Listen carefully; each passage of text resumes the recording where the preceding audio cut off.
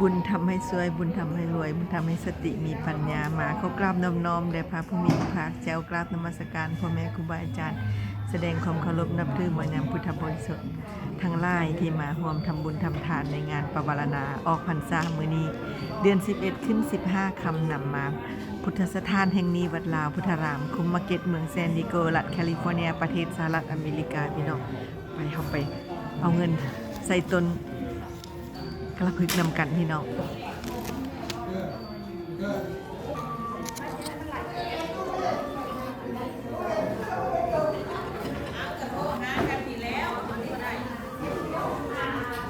ตอนนี้เนี่ยทานกำลังมาพอดีแล้วพี่น้องเขาก็มาเต้าหงกัน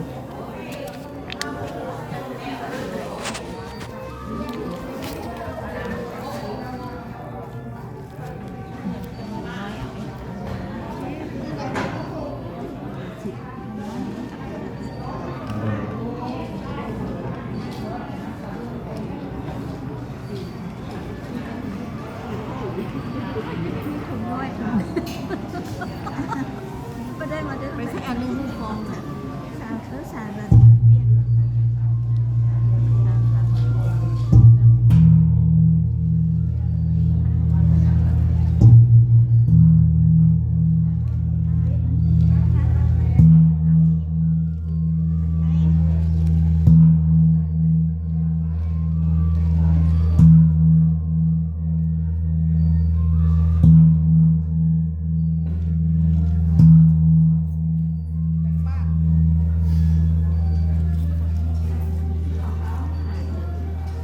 คนงานจากบ้าน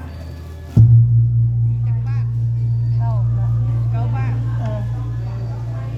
มาเก็บก็คือกายถนน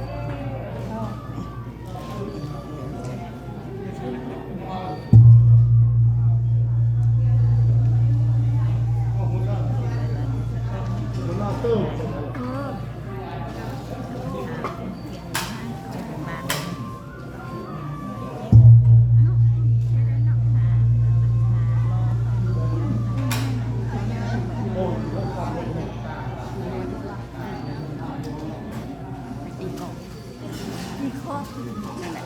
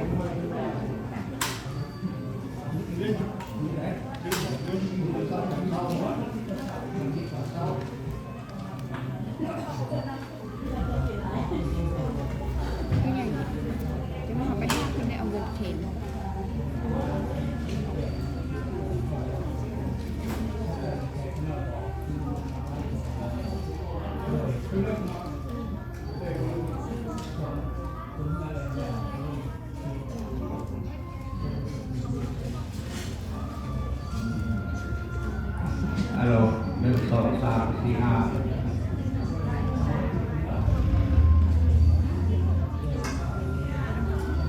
วันนี้ก็เป็นมื้อนึงนกเลยเนาะ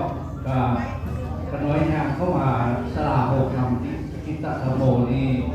ก็ได้ยินทางผู้เฒ่าผู้แก่มันรวมกันนกเลยเนาะผู้หนึ่งว่าโอ้มื้อนี้มื้อมันสิ้นไงแบบนั้นแต่ว่าผู้หนึ่งท่านว่าบ่มื้อนี้เป็นวันอังคารแต่น้อยก็บ่รู้จักว่าที่ฝั่งของผู้ใดเพราะว่าต่างคนก็ต่างรับตากับปฏิทินเนาะเลยเนาะ ตีไปบอลใดก็คือมองไปบอลใดก็แม่นวันนี้กับแม่นเบิดมื้อนี้แม่นวันอังคารก็น้อยแล้วก็วันสิ้นใหญ่ แล้วก็เป็นวันขึ้น15 ค่ำ ออกพรรษาทางพุทธศาสนาของเฮาเพิ่นก็ได้ทำพิธีนี้มาเป็นบุญประจำชาติของเลยเนาะที่ชอบของพิธีของเสียงที่พอของพี่น้องผู้เฒ่าผู้แก่ที่ว่าคือที่ตามผ่านโนมนีเมื่อเวลายามเข้ามาสลาองค์ธรรมพิธีธรรมโมนี้ทำเรื่องทำทิศเพื่อทำตอนหน้าออฟฟิศลงเลยเนาะคือห้องการห้องคณะกรรมการองค์พระธรรมบรรดาพุทธลาบรรดาทานคุณทานอาจจะเห็นว่าอันนี้เป็นยังเนาะ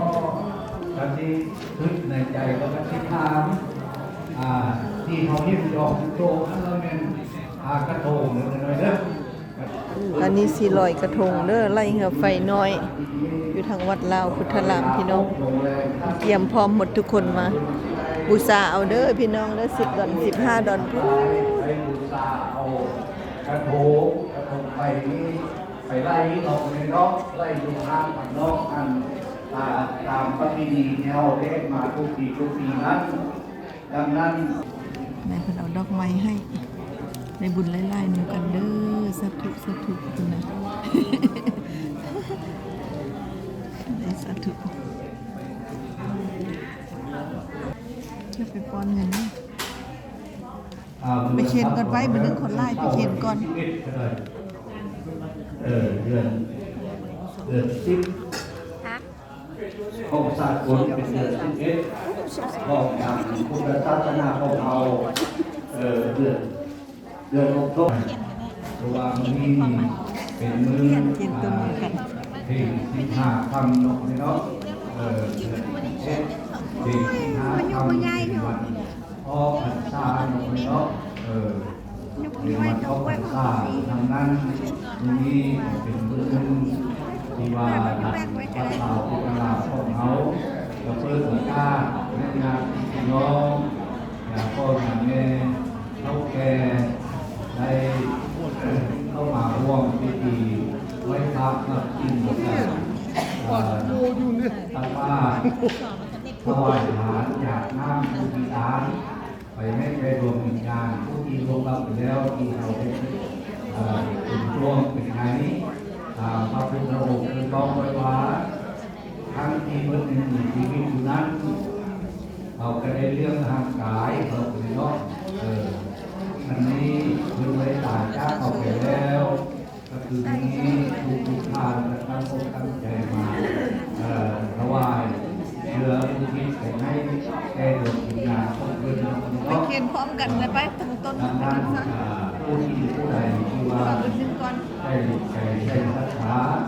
มาพรสถานที่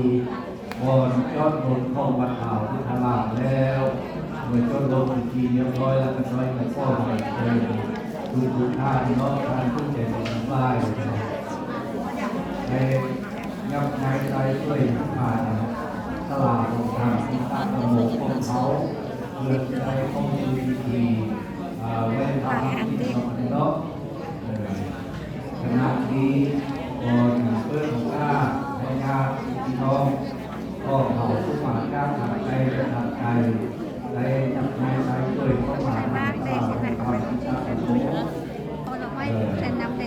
10 โมงเขาจะได้เริ่มเข้าสู่พิธีไว้พระ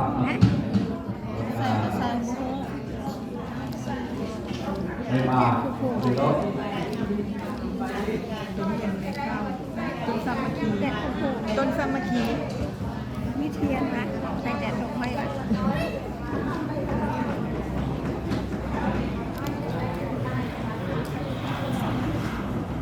ีตรงเลยเนาะแม่ข้าวเพิ่งจะได้ทำต้นกระดึกขึ้นต้นของน้องที่ได้วางอยู่ข้างหน้าของคณะสงฆ์ของพระพุทธภูมินี้ถ้าว่าผู้ใดมาทำบุญได้บ้านในวันนี้มีคิดใจเลื่อมใสเกิดและความมีความหาและ แก้มต้นในขาวก็เหียนสื่อมาเด้อแล้วแต่ศรัทธาผู้ใดมีศรัทธาผู้ใดมียักแก้มต้นแก้มกันในข้าวเงินร้อยแล้วก็เหียนสื่อประกาศทานผู้ใดบุญทั้งหลาย สาธุผู้ใจบุญทั้งหลายผู้มีบุญเด้อเนี่ยนาบุญมาให้แล้วตนกระพึกนำกันพี่น้องทานน้อยก็ได้บุญทานไล่ก็ได้บุญให้บุญนำกันให้งานประวารณาออกพรรษาพี่น้องทุกคนเด้อสาธุสาธุสาธุ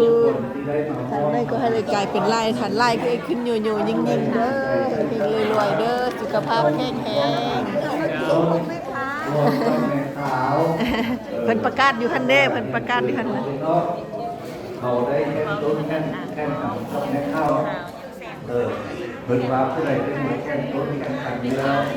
ประชาชนเป็นไทยในป่วยกับประเทศเก็บในข้างในเก็บในข้างอ้อมเก็บน้องข้างในสุขภาพร่างกายก็แค่แรงต้องอยู่ดังนั้นก็อย่างนี้ในบุญหลายๆเด้อรวยๆสมปรารถนา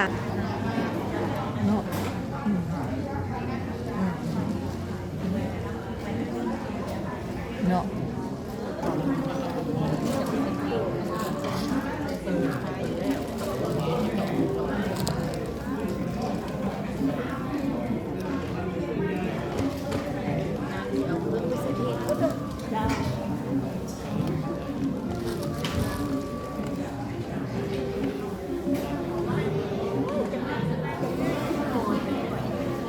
โอ้โหเลยแง่จับโป้